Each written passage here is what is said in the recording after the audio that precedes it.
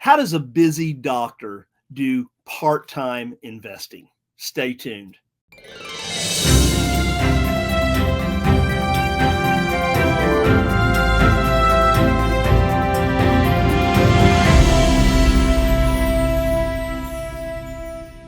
Well, welcome to this week's edition of NoteSchool TV, where every Wednesday at 11:05 Central Time, we bring you the most amazing guests as well as the most amazing content. And, well, this week is no different. We'll introduce our guests here in just a minute. But before we do, let's simply, hey, hit that like button. Yep, hit that like button. Make sure that you do that and share this episode with all of your, everybody on your list, right? Get that out there and make sure to also subscribe to the NoteSchool TV channel if you have not already done so. And then number 3, hit that bell notification. Yep, boom. So you'll be notified every Wednesday at 11:05 right before we do go live. Make sure and continue to send us your questions. We love hearing from you, what's going on in your market, things you want to hear about, and so on. So please continue to do that.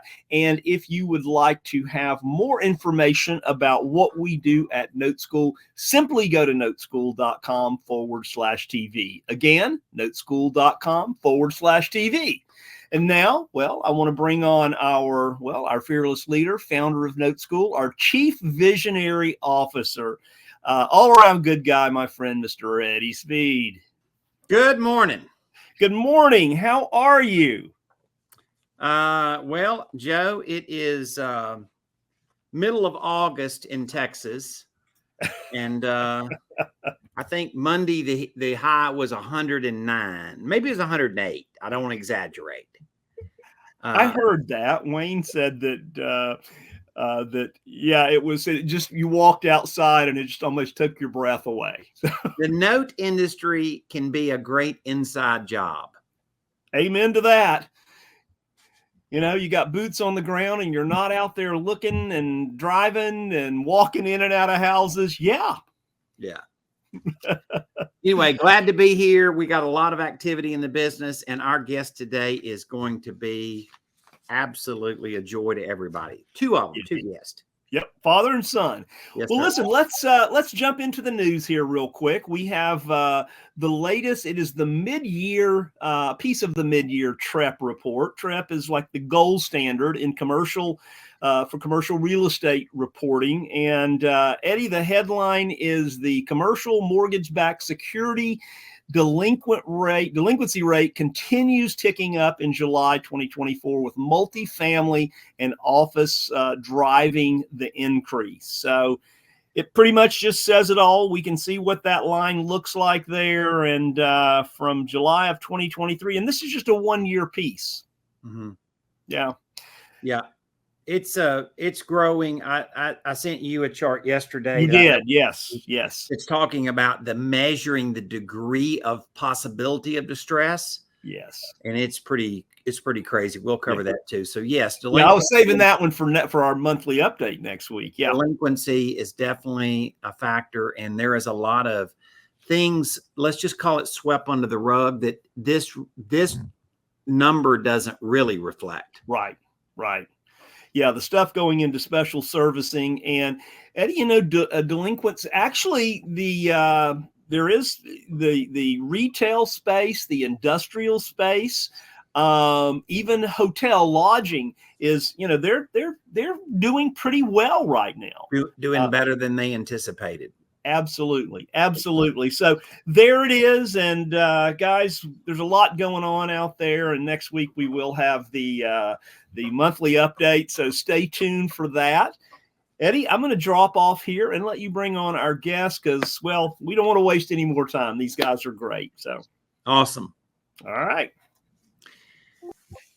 We have two guests today that I'm very honored to have. I've gotten to know both of them quite well, and they have a very similar story to my family because they are a father and son, and I've gotten my kids involved in the business, and I'm excited and was very excited the first time I got to meet Kirby, who is the son. I got to meet him at an event when he was about 17 years old, and it was very exciting. So I've gotten to know these gentlemen very well. One of them is a doctor. He is a veterinarian. He and his wife both are veterinarians. They have a very successful veterinary practice in Springfield, Missouri, and he is a specialist doctor. He has even treated my daughter's dog, who's a little older and needed a little special help. So he is a great veterinarian, but he is a great father and investor. You guys welcome Gary and Kirby Nye. Good morning. Good morning. Well, we know who the older one is, Kirby. I'm just saying. Kirby, we are so glad to see you. You're now 19, is that correct? Yes, it is. Came to your first note class when you were about 17. Actually got to come hang out with me at the ranch a little bit and kill a big old boar hog with it. It was a trophy kind of thing, and that was fun. Gary, we're so glad to have you, sir. I know you're very busy with your practice, and we appreciate your time. So just a little bit of background. Tell us a little bit of the history about how before you got to Note School. Oh, I've been a veterinarian for about 36 years. Most of the conventional stuff was done in equine practice, about 20 years. And last 16, 17 years, I've been doing natural medicine. So my wife and I have kind of gelled together. She's a veterinarian. I drug her out of Minnesota and brought her to Missouri. And so she does the conventional practice. And we're about to, as part of my busy schedule, we're about to open a new facility too. So I've been managing or kind of overseeing the contractor on that and getting it. We're probably within a couple of weeks of finishing, and so we'll be expanding the size of our practice as well. So we've been very blessed in our careers, and like you said, it's a very successful practice, and we've been producing very well. That's great.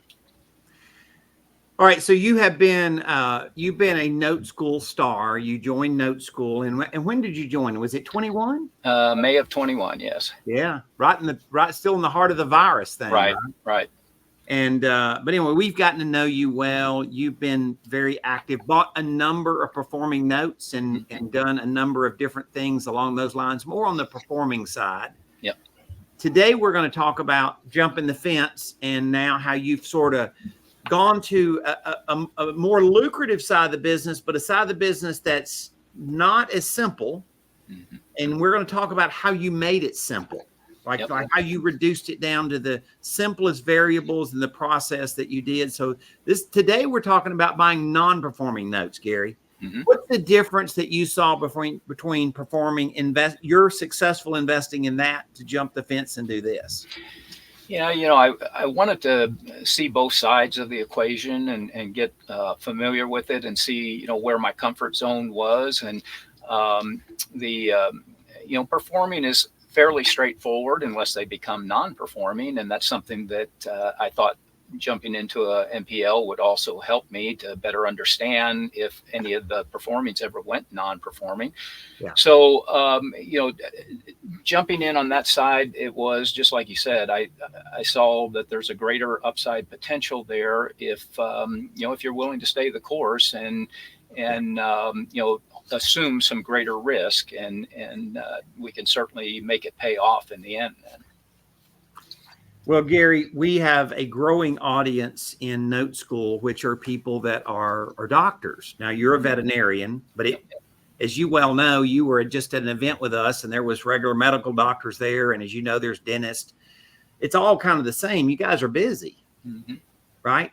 Yep. And you make a lot of money doing your day job, right? And so you're trying to avoid a time suck, right? Sure. And so one of the things that we saw as I used to say the ESPN version, but it really is more like the Sports Center version, right? Mm-hmm. It's how do you watch the summary of 4 football games so you don't have to go watch 4 football games on Sunday, right? Yep.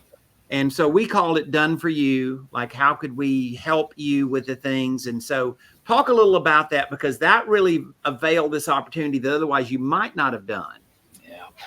Yeah, certainly with my work schedule, I would not have probably taken on an NPL on my own. And when you guys came out with that program, I think that it just opened up avenues for me then with assets to deploy and being able to stick my toe into that side of the business as well.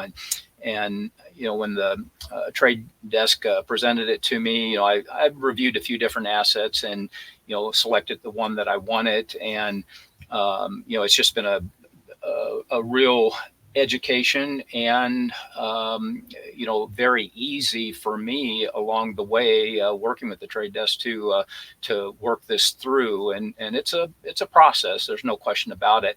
And, helping steady my nerves, on some of the things that occur that I just wasn't familiar with, not having worked in the real estate industry. So, yeah, there's no question that what you're really doing is just renting some of our back office, right? You're not on NoteSchool side, but our investing business, right? Right. And you're just renting experience, you're renting connections, you're renting what we get up and do every day. It'd not be much different than if I came in and had something, that I needed the veterinary application, and you said, "Hey, just come to my clinic. It's what we do all day, every day." Yeah. Right. And we're likely to be, as you said, I say this frequently, but it's really just such a truth. And that is, I was reminded at a mastermind for trainers, for companies that train folks. And they said, people buy your training for information, but what they're really buying is your confidence. A lot of truth in that, isn't it? Oh, yeah. Yeah. Okay. So let's talk about your criteria. So while we presented the idea to you, we want to be careful that we're presenting it to people with have enough information and enough knowledge that they can make good decisions for themselves, right? Sure. What were you focused on when we presented this deal to you?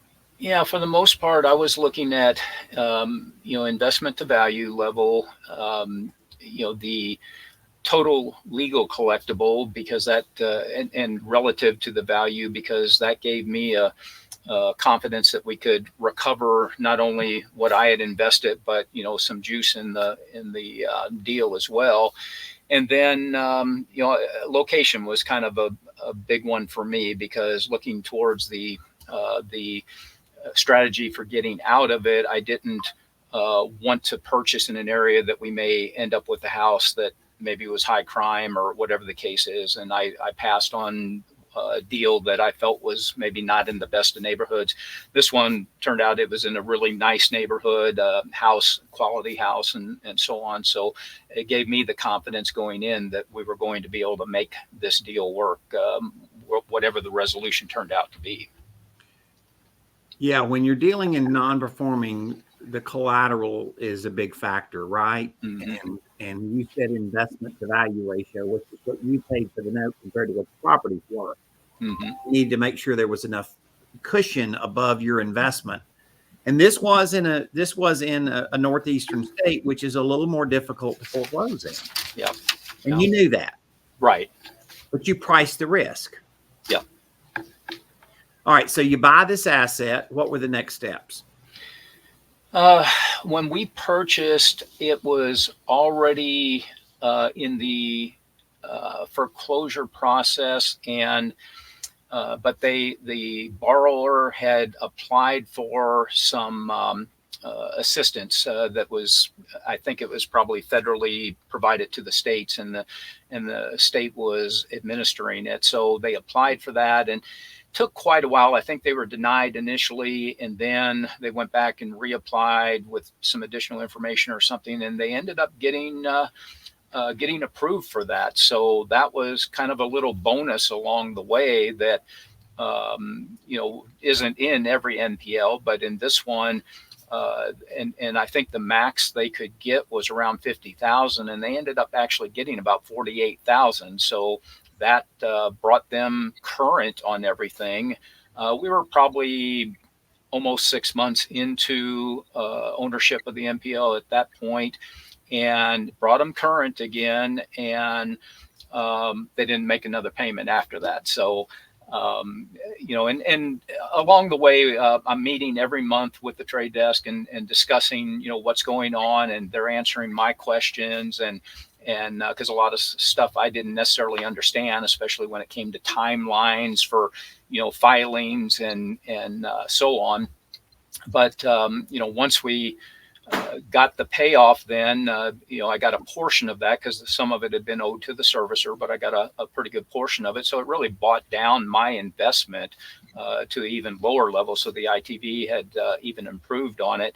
And, so they didn't make another payment. And so once they got 120 days behind again, they were sent a demand letter and they didn't respond. So now the foreclosure has started again, but now they're taking their next steps and they're going to work through the process, I'm sure. And they've asked for mediation. And so there was a mediation hearing while we were at the office visit a couple of weeks ago. And so now they've met and the mediator has set a hearing for early September. So we're kind of waiting now for that hearing, and in discussions with the trade desk, they're definitely going to make sure the attorney's aware, because they had filed or had two mods in the past, early 2000s, and then around 2017, and they did not fulfill those. They didn't keep paying, and so now they've had state or federal funds, and now they're looking for more mediation. So hopefully the mediator is going to see through that, and we'll be able to move along with this fairly quickly. So hadn't made a payment in about 2 years. Yeah. Kirby, how you feel about all that? Doesn't sound good.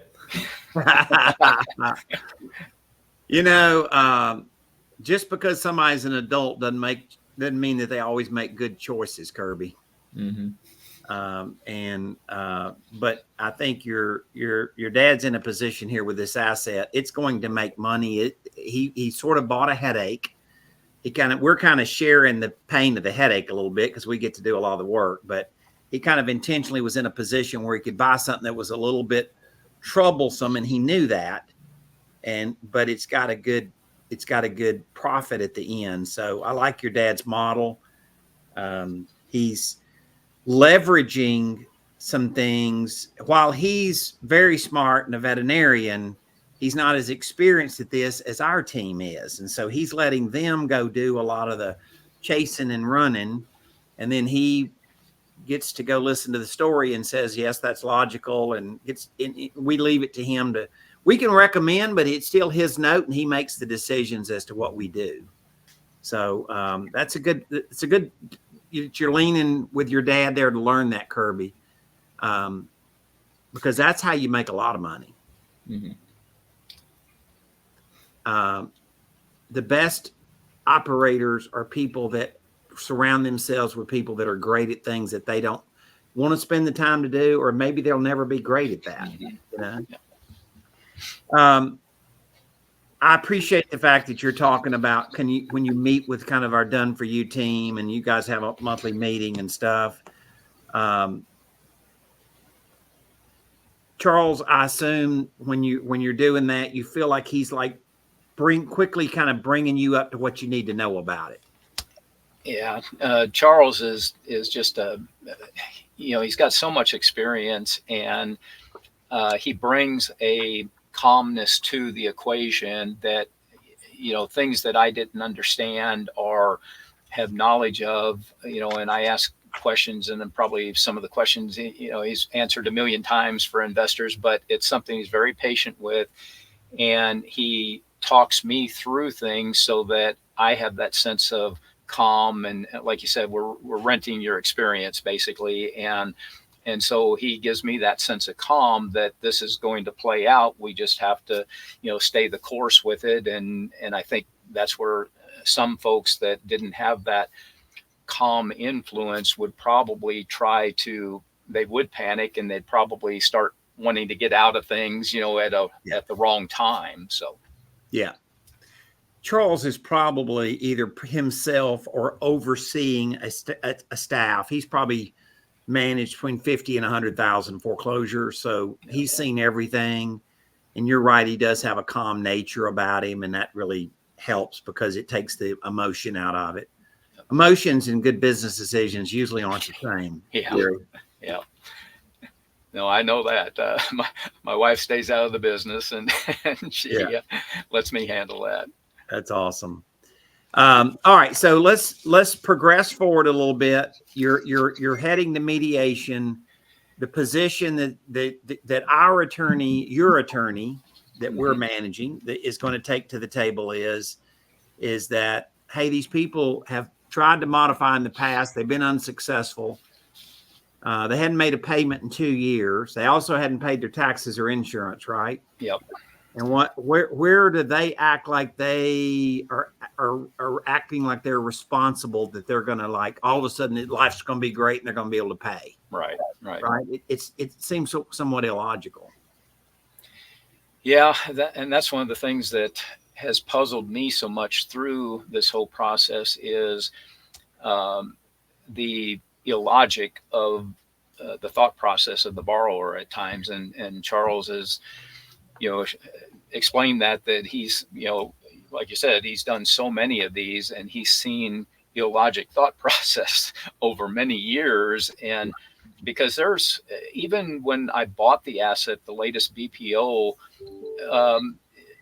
there wasn't a tremendous amount of equity there, but when they got the funds to bring themselves current, it created some equity for them that they could have walked away from this asset with a little bit of equity in their pocket. And, the latest figures that I can see, we haven't done a official BPO, but the latest figures I can see, this asset has appreciated quite a bit over the time that we've owned it. And why they would not just walk away with the equity that they could stick in their pocket and pay us off, rather than risking, losing it through foreclosure, it just doesn't make much sense to me. But Charles explained that they think with a different brain sometimes. Yeah. Their payoff is here and the property's worth more, right? So they could sell the house and pay off the loan, even though it's delinquent.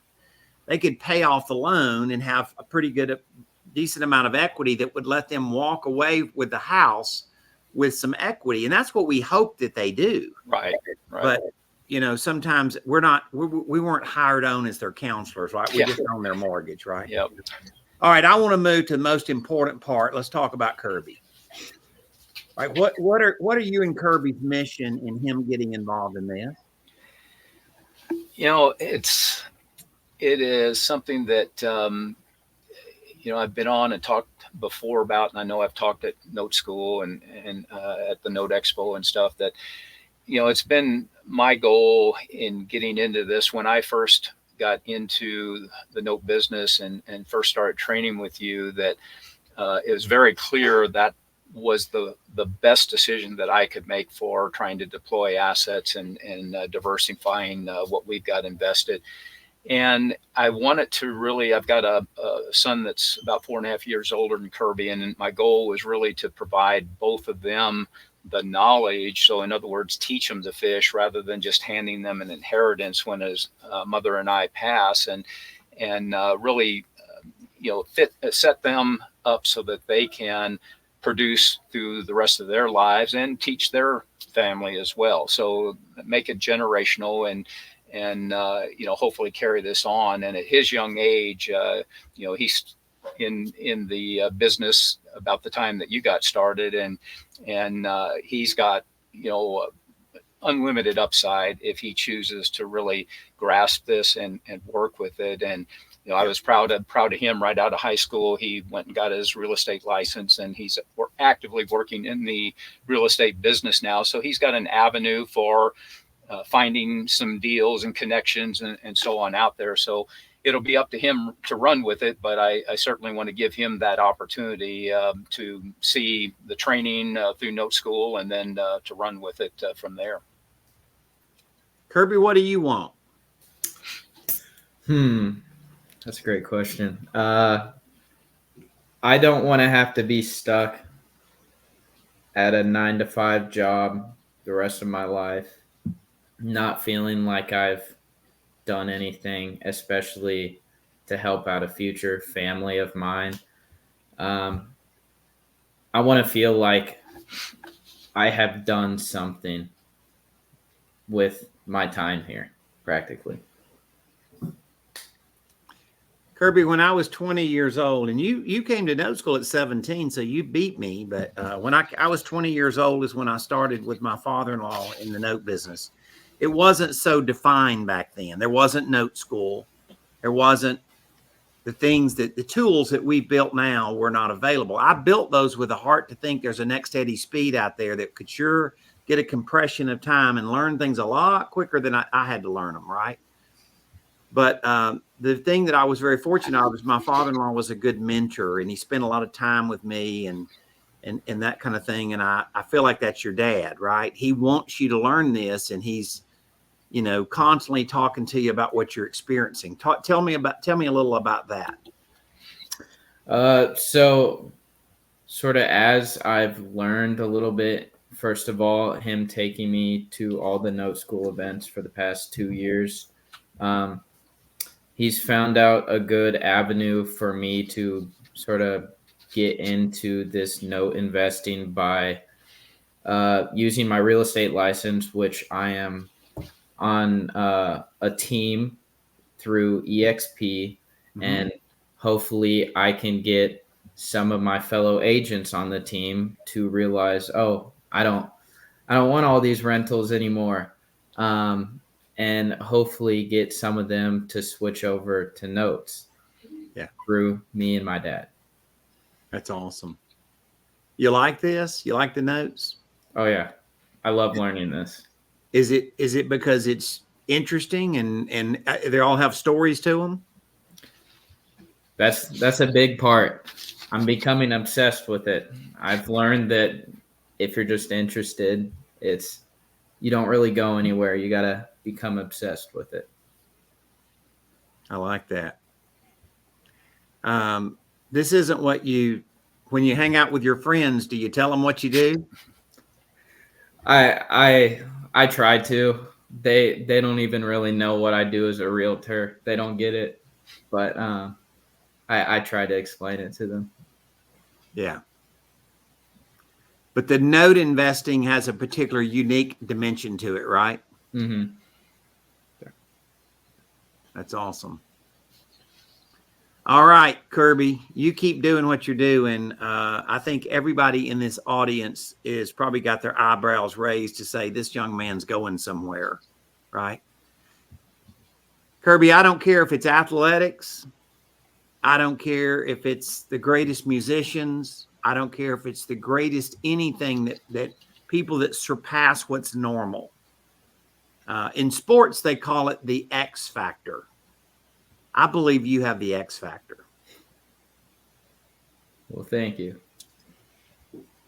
And you know, you're in a good environment, and we're thrilled to have you in Note School. And obviously, I think you have a very good mentor in your dad. Your dad's an excellent part-time investor. He's a full-time veterinarian, but he's a very smart part-time investor. Gentlemen, this was awesome. Gary, based on what we've been talking about today, and if you're looking forward, I'm going to ask you a couple of questions. First of all, what vision do you have for people that haven't taken this step yet? And then secondly, if you had to do it over again, what would you do differently? Yeah.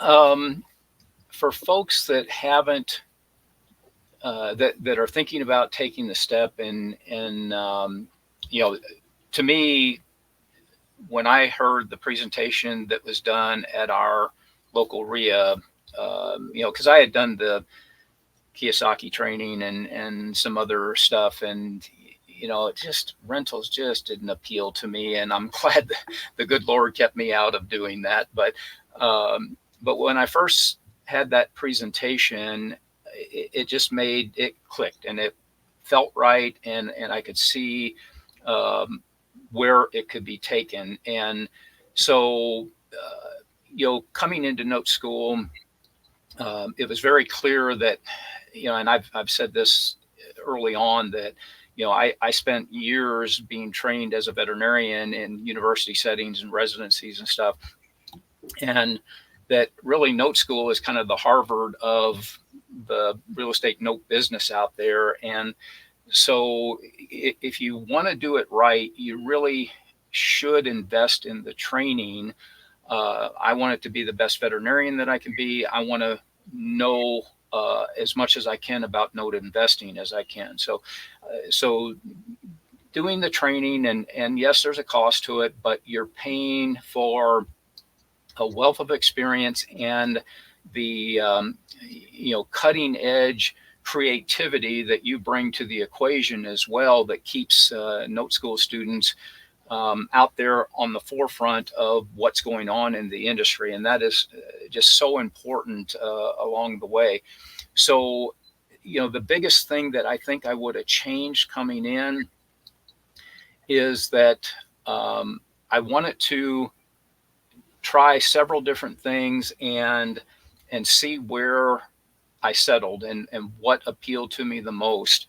And I probably wasted more time than I should have, a few dollars in marketing and so on along the way. And then this past summer summit in May really gave me clarity, because some of the groups that we broke up in for discussion, I and Kirby was there, and we had discussion with some very experienced, seasoned individuals in Note School. And it really helped me focus and gave me the clarity that I'm producing assets well as a veterinarian. That's where my expertise is. I need to continue to do that and deploy those assets rather than trying to chase some of the other options that I was looking at in the industry. And that made perfect sense. I'll let a youngster like Kirby chase some of those options if he chooses to.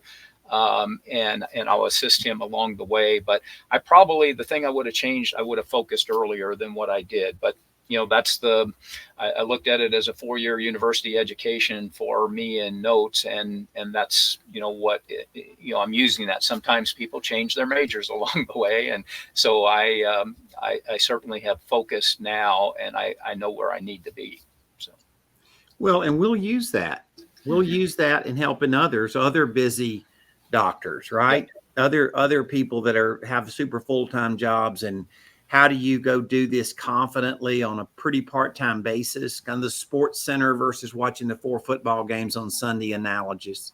Yep. So we appreciate that. And you're always a go-giver and sharing back with our people. So we'll learn from that and continue to share that. And thank you for sharing that today. So you're welcome. Joe. Yes, sir. So Kirby, I just want to say something to you. So you've got 3 dads on here, right? And all 3 of us have sons, and all 3 of us were getting a little bit choked up when you were talking about your family and introducing this to your family. So you'll know one day how your dad feels when he's talking about you. You'll have that feeling as well, because it's an amazing thing. So Gary, what you've brought to Note School, and like Eddie said, as a go-giver, and then you realize that you have a specific talent for what you do, and it is. I mean, you've done things in the veterinarian business that not a lot of other people are doing, but then letting the people on our side do what they do best. That's perfect there. And then for bringing Kirby along. Kirby, I got my real estate license when I was 19 years old as well.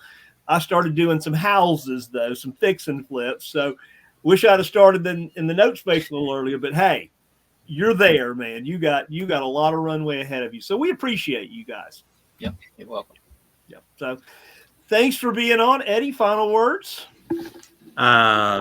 If this episode doesn't warm your heart, I don't know, you probably better check. Yeah. Right. This is very inspiring for a family and Gary's desire to show his son a direction that will be good to him a long time in the future. So thank you guys for everything. You're welcome. Yep. All right. Thank you, guys. We'll see you soon. And, that's it for this week's episode of NoteSchool TV. We look forward to seeing you next week when we will be, we'll be doing the monthly update. So a lot of things happening, as I said. More information about what we do at Note School, just simply go to noteschool.com/TV. That's it. Have a great week, and we'll see you soon.